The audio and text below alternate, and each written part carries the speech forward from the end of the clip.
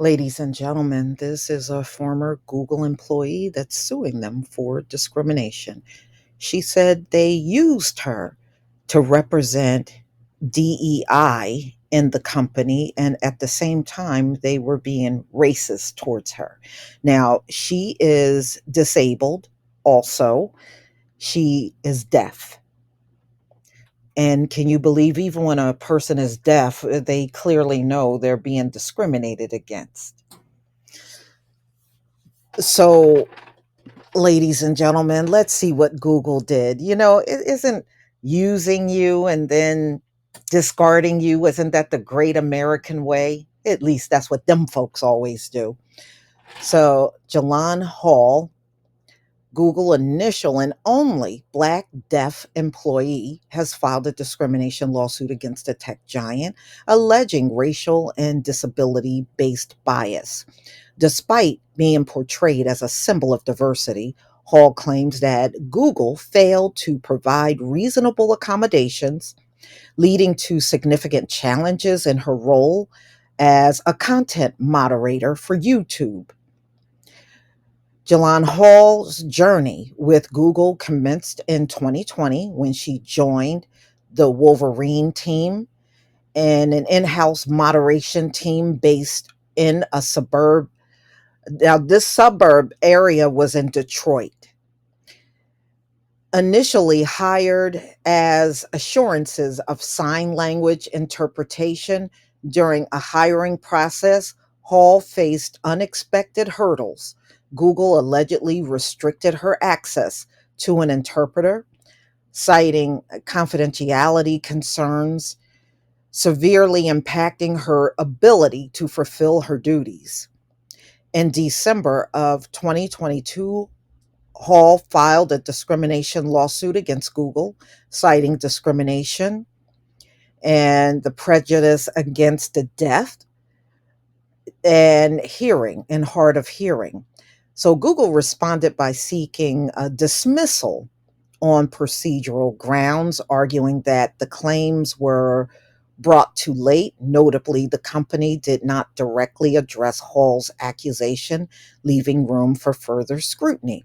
Now, they were dismissive, but they did not deny it. Listen, they didn't say she was lying. They did not say, they just said it was too late to bring the claim. They did not say she was lying. Hall's accusation finds support in over 2 dozen internal documents seen by Wired and interviews with colleagues. Despite Google's public image of inclusivity and diversity, Hall's experience shed light on the challenges faced by employees who are Black or disabled within the tech giant. The discrepancy between the company and external image and internal practices become apparent through Hall's case. And you know what?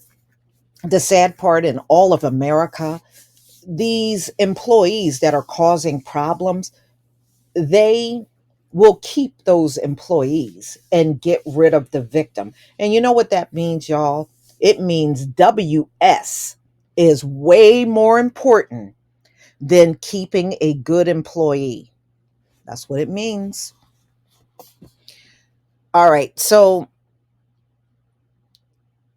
now she said that the lawsuit highlights two broader issues.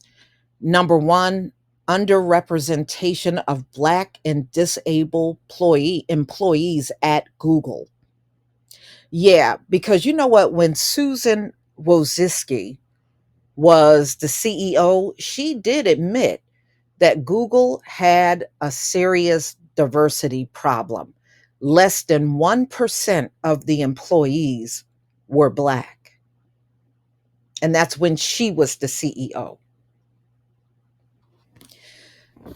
So, so now with approximately, now they got 2.4% of Black women in Google US workforce. They reportedly leave the company at a disproportionately higher rate compared to women of other races. Google's internal culture, often criticized for favoring individuals who conform to traditional tech industry norms, face renewed scrutiny. In other words, conform to them folks' way. If you don't do that, then you will never last in there. So much for being yourself, right? So being yourself is not good enough to a place like Google. So Hall, she accuses the company of using her in public and online platforms as a representation of a diverse workplace, despite being praised on LinkedIn and Instagram for her contributions to diversity. Hall insists that Google needs to do better in reality. Google navigates the legal proceedings initiated by Jalon Hall.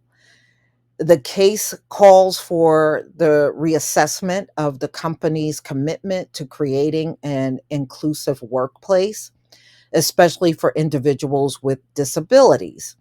Beyond legal implications, it highlights the importance of bridging the gap between external diversity narratives and internal practices. But you know what? This is not the first time I have heard this from Google employees. It's not the first time. In fact, I think a couple of years ago, they had another lawsuit, and those were a lot of women, and they were Black employees, and they were women, and they filed a suit for discrimination. And it just seems to me it's a pattern of these Black employees, and it's a pattern all over the country. But we're talking about Google right now. It's a pattern of, it's like a revolving door with Black employees. They come and go very quickly. And if y'all remember, at one of the Google locations here in the US, it was a Black man. This man was from Africa, but he was a US citizen and he was working for Google. Some of y'all might remember the story. The Google security guard actually detained him and would not let him leave. He did not want to believe this African man was a Google employee. He showed his badge and everything, and this guard still wouldn't believe him. He still would not believe this was an employee until he later found out he was indeed. It was confirmed to him that the man was, but because he was a Black man, he didn't want to believe him. And I believe that man went after them legally too, because that was their hired security guard that did that to him. So they've had a lot of internal problems, especially when it comes down to race. And I'm sure this won't be the last. These companies in America have a pattern of doing these things. And then when you call it out, it's you they want to go after and not the person that's causing the problem and causing the company to lose money. No, they don't go after those folks. They go after the victim and try to victimize the person even further. But y'all, you're going to have to tell me what you think about this video. And I hope, Jalon, I hope she wins her case. I really, truly do. Please leave your comment and subscribe. Don't forget to hit on the notification bell, and I'll see you on the next video. Peace, family.